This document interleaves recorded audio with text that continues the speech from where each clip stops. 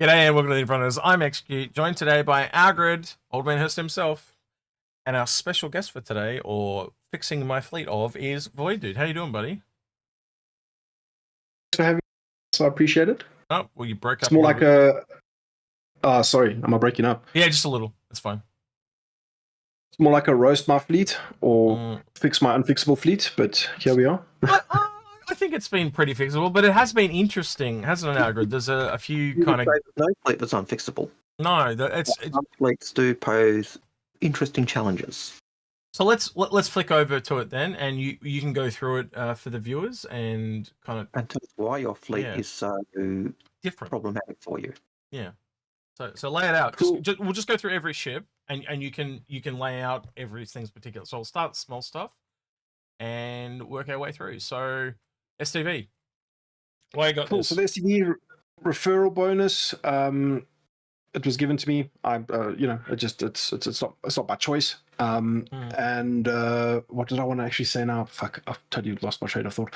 It's But yeah, I mean, it's just there because of referral bonus. That's what I want to say. Even though I advertise other people's referral bonuses, I still get mine used somehow, sometimes. Yep, I can relate to that. So yeah, so I assume the quad bike's similar. 100%, same sort of ballpark thing. So these have kind of fall into like LTI tokens. Is that what you kind of? Yeah, okay, right. Exactly. Arrow, what's the and this then one? The arrow is just purchased because I needed I wasn't actually aware of it's not really loaners, it's like an arena commander thing that gets carried over to the PU, I think, and you get fighters, right? Like if you own a Corsair, you get a Drake Buccaneer. Yep. So the arrow was a CCU from a while ago from also some referral bonus piece that just got upgraded to a fighter because I liked the arrow as a fighter back then. I thought I could become a sweaty pro elite PvP dogfighter boy by flying the arrow, which has not proven to be the case just yet, but maybe with master modes we'll see. Yeah. This is not an Aurora ELS, it's Aurora LN. Griff, sorry, not Griff. Grim, if you're watching, you need to fix this because this should be green and yellow. Aussie represent colors, shouldn't it? Yep. Yeah. Right. So the Aurora, what's with this one? The Aurora is my OG game package. It includes Squadron 42 and the persistent Star Citizen component of the game, right? So that's that. So is this? It's the only thing in the fleet that's not LTI. We could actually. So we didn't ask this before. We just assumed. So that's actually that could actually be on the chopping block.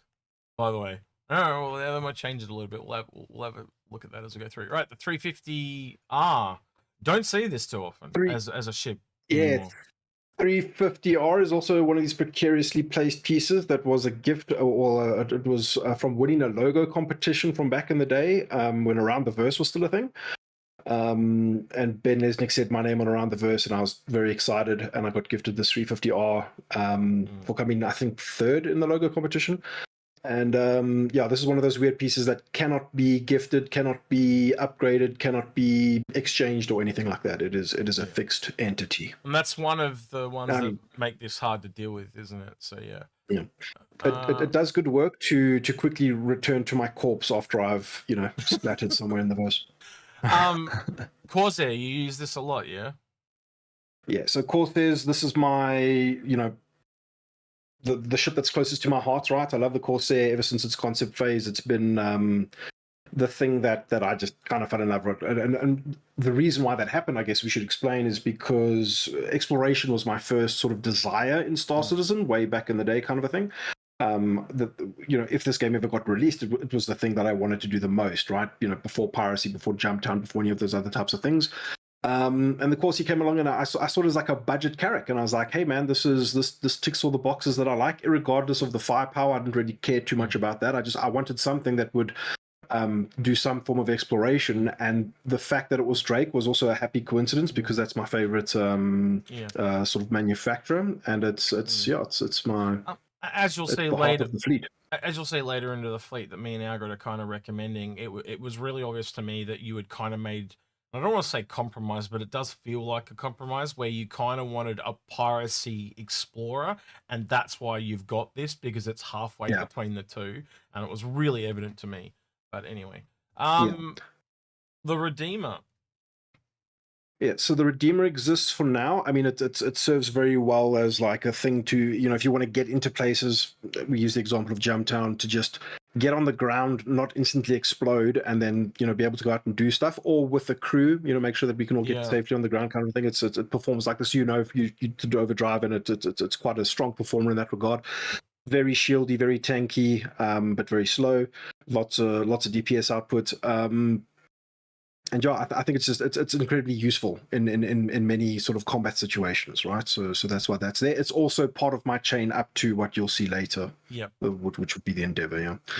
Yep. MSR also. Oh, Yep. Okay, cool. No, MSR is the this was also one from a CIG competition. It cannot be CCU'd, it cannot be gifted, it cannot be exchanged. And it's, I mean, it proves, it has proven in the past to be a fairly decent sort of daily driver, I guess, even though it takes quite a long, you know, to get in and out of the damn thing. Used it a lot back in the day for, you know, back when the Brios sort of like, when the Smuggler Wars were very much still quite active. And I think it was just pre or post 3.18.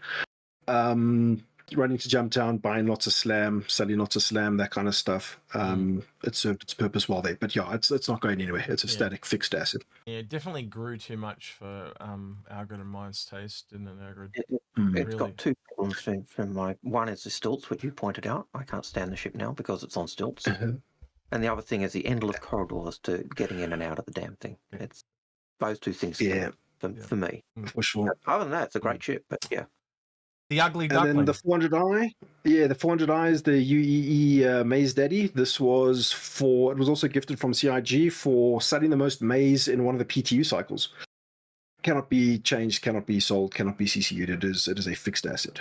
Well, unless they're admitting it's a drug runner. That's all I can say. If they're giving you this, I mean, I never fight because of origin. Well, but the nice thing, I got to say, the nice thing about that though is it is an exploration ship. Yeah, it is. It was built as an exploration ship. It's you know, it's got the table, it's got the little bike for exploration. It does have the tools for it. It was created after the Corsair, so it didn't fit into the language when I was building the Corsair in terms of where it fits. But it's certainly geared as a fast ship. It's a nice little drug run, a nice little exploration ship. So you can see the problems we're having here is he's essentially got three ships that are fixed and unchangeable in the 350R, the Mercury Star Runner, and the 400i. So it was, you know, as we start off with these things, we asked him for a bit of homework and what professions he was looking in, and the ones that clearly came to the top were piracy and exploration. And I think you even said they kind of flip a bit, so they're really kind of. Will you speak for yourself, mate? What would you say your kind of top three professions? Yeah. Or you speak for yourself. I mean, for now, it's 100% piracy. It's probably the most fun I can find myself having in the game at the moment, right? And I mean, this is the thing about Star Citizen. You're constantly going to be talking about what's possible now and what's going to be possible in the future, right? Which is, you know, always tend to preface a lot of discussion with like, you know, what exactly that, what is now, what is later. For now, things like the Corsair, things like in terms of piracy and exploration, not too much to explore in Stanton. It's been around for a while, right? So exploration is not exactly high up there on my to-do list. But piracy keeps me coming back for more on a regular basis. It's too much fun, and it actually does bring so many systems that the game has to offer, from like a patch cycle to patch cycle. Everything comes into one place, and you're either going to have a good time or a bad time, right? So I'm hearing piracy now, exploration later. That's what I just heard. You hear the same thing? Yeah. So with that in mind, me and Algared, so I actually am thinking now that I know the Aurora LN doesn't have LTI. I just assumed it did. That we could actually potentially drop one of these from this list. But this is what me and Algared came back with. And I will also like to point out he does actually have a CCU from the Redeemer to the Endeavor, as he kind of mentioned. So we didn't. Well, we did, but we didn't force this in there. It was already there. But you got it because you've seen episodes. Execute bought a ticket to South Africa, got on a plane, held a gun to my head, and said, "Why don't you have an Endeavor? Like, join the cult." And now I'm in the cult. Right. But you'd seen our episodes, and that's why you'd brought one, essentially. Yeah. Exactly. That made so much sense at the time. I had the money, and I was like, "Let's do it." is what we're saying. Yeah, it's just like every episode. People's like, "Why have you got an Endeavour in there?" You guys really ever put an Endeavour in there? Yeah. So these are based on ships that he kind of essentially told us that he was interested in. We went back through things. So like one of the ones that, this is going to sound weird, but we'll try and explain it from mine and Algared's point of view. So the Caterpillar's a good one, right? He talked about the Galaxy, but he also talked a lot about piracy and a bit of modularity and stuff like that. And knowing how he likes the Endeavour, the Carrack is kind of the Caterpillar is like a mini Endeavour with the modules and stuff like that. So that became an obvious choice rather than the Galaxy, because the only module on the Galaxy that he was really interested in was base building, and you could technically earn a Galaxy in game.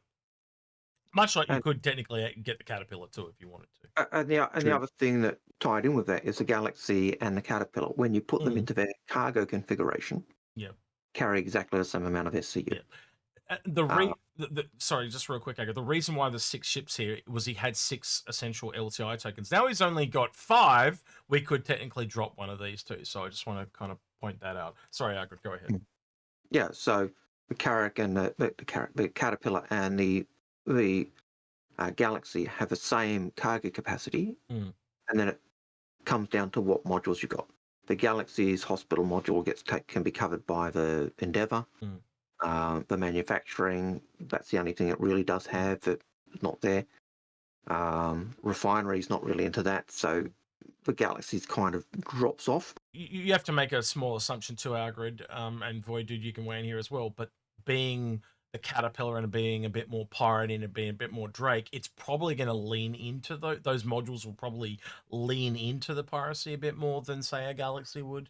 And then our thought is that one of the modules that we expect or hope that the Caterpillar will end up getting is the chop shop. That seemed to be one of the ones that was most developed when they were originally talking about it. But that's the salvage repairs type aspect, and that is, I think salvage and repair is one of those areas that lots of people, certainly repair, don't consider in terms of fleets. And adding them together is really good too, because then you can kind of take in and then put out with the repair. So you're essentially feeding yourself. So yeah, again, if it keeps those 4 small modules, you can totally see a repair and a salvage right next to each other working really, really well. But my question though, do you guys see the Caterpillar's modules leaning more into piracy? Is that something that you both see, or is it just me? 100%. I think we pretty much got one guaranteed in our sort of org fleet at all times. But then again, you always run into these problems of like, okay, well, who's on, to be realistic about it, it's like, okay, who's online? What can you pull? What do we need in this current situation? Oh shit, John just logged into Discord, quickly caught him, get him to bring the thing, right? So just at pure utilitarian value, I think it's worth having up there. Yeah. So some other examples that, like, when we gave him homework, he kind of mentioned that his dream ship was like a Carrack, so that's why that's on here. Is there anything you want to talk about the Carrack, Algared, or like it's just the pinnacle explorer of what he was looking for? In terms of exploration, it is the penultimate explorer. Now I know the Odyssey's there. It's big. The Odyssey's a bigger ship, and it does have certain advantages in terms of the hangar space and the cargo. The way the hangar, cargo, and exit kind of all are linked. And I think that's an advantage over the Carrack. But I think the roles of those 2 ships are different. The Carrack does bring the fact that it's got a small repair table. It's got drones. It's got the scanners and all the rest of it. The drones make the Carrack unique in exploration because it's supposed to have the ability to self-repair itself, which assumes at least one of the drones are repair. That means you could actually use your Carrack to help with repair of ships as well. So you've got that. I just think it's a great ship. It's probably one of the. Well, I think it is the best. Did you want to talk about the Perseus, Voidude, and why that's on this list and why that was important to you? So, same kind of reasons as the Corsair. It's just a ship that I think is just cool. And in terms of like actual effectiveness, I do imagine a state of the game where you're probably going to make some enemies out there, enemies with big guns, enemies with big fleets, and probably going to need some kind of like capital sized firepower to deal with that.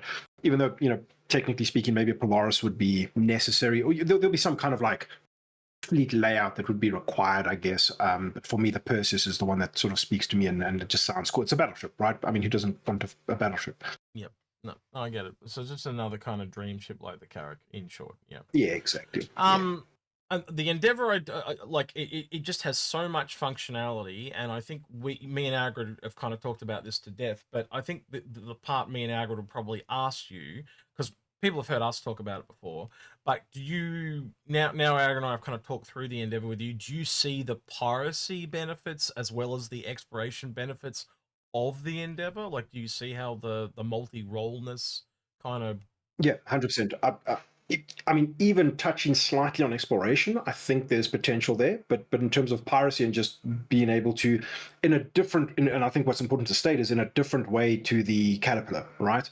You're talking med beds, you're talking hangars, this type of stuff that will support piracy operations wherever you're bouncing about, right? So I think there's definitely always going to be some kind of configuration that will lean itself to that type of gameplay, right? And aside from that, right, less piracy, less exploration. Third sort of thing that I want to do, it's like maybe it's the mobile drug lab, maybe it's the Breaking Bad type of thing where you want to go and the money maker, right? Go and produce the stuff and sell the stuff, right? I'm just realizing right now, are you a slightly younger Algared? Because Algared does look like Heisenberg, and I just realized you're both probably slowly turning into Heisenberg. Anyway, if he got rid of his yeah, beard, but his hair's starting to go as well. Just saying. Give me 3 weeks, and all this hair will be gone, dude. Yeah, he's just gonna get. My time is limited. You're just gonna get the grey in. Go for yeah. Sorry, I'm starting to get it now too. Look, it's coming through real bad. I mean, so, yeah. I'll be silver top in no time. All right, so the last one, this is one me and Algared want to talk about, because this is a kind of a controversial one, because we know how much he loves this Corsair, right? But when you bring the Redeemer in, right, and you add the fact that you've got the Carrack, Algared rightly brought this up, and I kind of do agree with him. Strangely, this becomes earning game, because you've got the guns off the, you got the gunship in that, where this is the weird middle ground between exploration, multi-crew, and guns. You've kind of got the guns there, and you've got the exploration over there in the Carrack. So this can become an earning game, and it is on that borderline of 260, right? So that is, again, it's the cheapest ship in the lineup. That's probably the one that I would cut. But then the other thing we said to him is, there's no reason you can't have that now and upgrade it to something else later.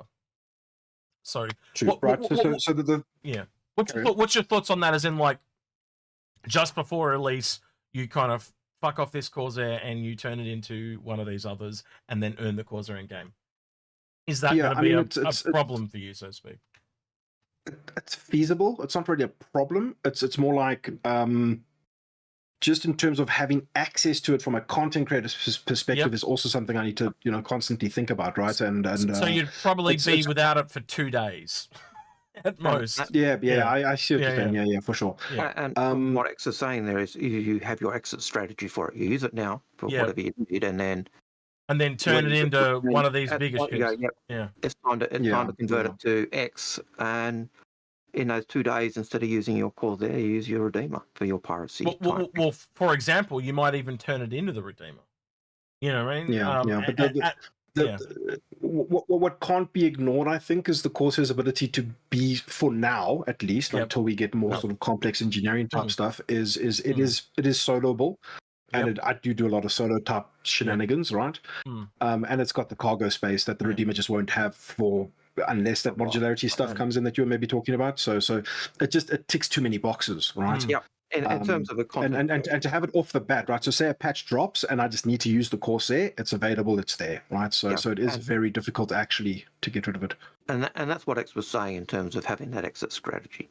You keep it, you use it for what you need, and then right at the end, right before you, when release, the last minute, you go bang, swap it out to what it's going to become. Because you get better value out of it too, as well, because like you're going from a $260 ship to whatever ship you go to. It's going to be easy to earn down that earn backwards economy. It makes sense, right? But again, if you put more money into the game, there's no reason you can't have the Corsair as well. But like again, Exactly. when you're wanting to spend less money, you've got to make those difficult choices. And I think that's what was the thing that really came out today that I heard from you. And you can correct me if I'm wrong here, but you just like the fact that we gave you so many choices. You could just kind of steer where you want to go. Yeah. And I mean, and that's why I'm glad to be here, right? It's like you guys consider things and theory craft things out that I would never have imagined, right? So I'm actually very honored to be on the show. I'm a fan, right? So. Oh shucks, golly! I've lost my train of thought. Sorry, carry on. That's roughly it, though. We kind of just wrapping up now. Oh, look, I'll even put us back over here. We don't really need to look at that anymore. But yeah, you got because we didn't really kind of come to a final conclusion, but you've got a way to move now. So that's the main thing I want. Like I said, you had options. You can see a path forward now, and you can kind of see like the thing we basically said to him was just get all the CCUs to lock in those final CCUs to lock in those prices, and just start building Warbond CCU chains and fill in the gaps over time. Bring all those prices and down. That's it, right? It's. I was patient to work my way up to the Endeavor, and I will be patient to work my way up to other things, right? As we had a bit of a discussion about like every couple of months, drop $10, drop $20 as and when you feel it's okay, right? If I feel like I want to give dump more money into the game. I would recommend piggy banking that, not actually just buying credits. I would save the cash. I wouldn't buy credits in a pink flip piece. Yeah, not anymore. Access, right? I would put it into another savings account. And let it earn you a little bit of interest, even if it's only 5 cents. Hey, it's 5 cents more, and you get it in credits. Yeah. So, yeah. Is there anything you would like to ask people in the comments below, Voidy, about that kind of final fleet we've come up with there? Any what feedback would you like to get from other people so you get different opinions? That is. Well, there's definitely going to be a lot of people saying like, where the hell are all the interdiction ships? And I mean, this is classic Inforunners sort of advice. Is that stuff's very easily earnable in game for now, right? Even up to your Zeus, your Antares, your Mantis, etc. Very easy to just pick it up in game. And yeah, I think that would probably be you're going to see a Nona Nelson come in there and say, dude, where the hell are all the Mantises? So. Yeah, but again, when you look at how quickly a bigger ship can earn, like the money earning potential, it is just not worth the monetarily value, and a lot of that is based on what Chris has said over the years. He said to me in an interview, and he said it again later, that the ships are going to multiply exponentially the more they increase. And again, if you think of it logistically, if you buy a Kraken, right, a Kraken is designed for an org, but how do you make it so that one person can buy it? Well, you make it cheaper, and then when the game comes out, you multiply it in value. And the example he gave was Aurora will say the same. A Connie will be about 5 times its value, and an Idris will be about 10 times its value. You roughly work that out. That just shows you how grindy some of these ships are going to be, and another reason why we get behind that buy the big ship and earn backwards, because you're just getting so much more bang for your buck. Exactly. And I think the important thing to remember as well is even just look at the new patch that's coming soon, right? That's going to hit live. Look at the price hike that all the ships are seeing. We were talking about that today. I love to see it, man. I love to see it. Yeah, the game needs more money sinks, so I'm very happy to see this kind of thing. And also from a personal experience, right? I want to be able to in the short interim period, right, of this 3.23 patch cycle, is have some goals to work towards, right? I always kind of set the example of like working towards a Carrack. I never make it, but it's fun to have that goal. Yeah, well, again, they're about to shoot up. What was it, 26 mil, and it's about to go up. And one of the things, like, this is on a side note because we're kind of going tangent off the Fix My Fleet, but Algared and I noticed the prices back in, I think it was December, Algared, and we talked about it then, but not many people picked up on it. It's only now that other people have realized the word is getting out. Well, we've mentioned it dozens of times. We have, but people just say, you're fools. Everyone thinks we're crazy. That's fine. But the point I want to get at is there is that buyer's remorse that we've also talked about to come into effect as well, because now we've got is it a $15 to $25 real world price difference between a Corsair and a Connie Andromeda? Yet in game, it's $7 million for the Corsair, the new pricing, and $20. That's more than double. Yet it's only $25. How can you justify that? So does that just now all of a sudden there's a Drake tax, a coolness factor on Drake, like you know? So I think part of that pricing difference for the Aquila and the Corsair is probably the fact that the Aquila gets the it's not the Aquila, it is actually the Andromeda. All right. Yeah, sorry.